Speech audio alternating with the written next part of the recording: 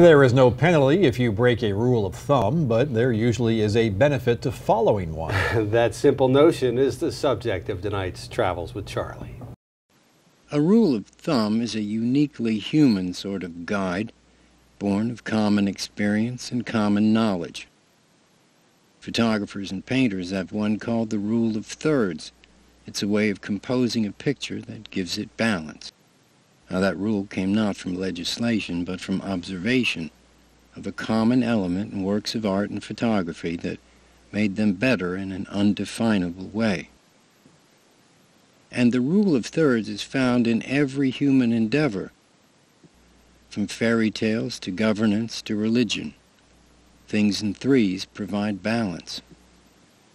Omne trium perfectum in Latin, all things in threes are perfect.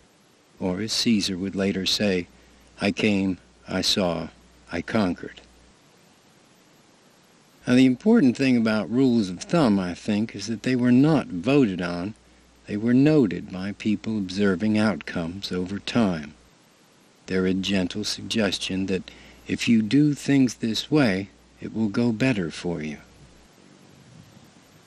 And that's why a rule of thumb is an easier rule to follow than the mandate of a king or of a legislature, and it's a whole lot more likely to make sense. And as we all know, sense is the hardest thing in the world to make.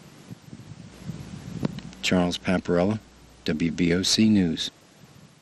Travels with Charlie is brought to you by our friends at Gateway Subaru. Higher standards.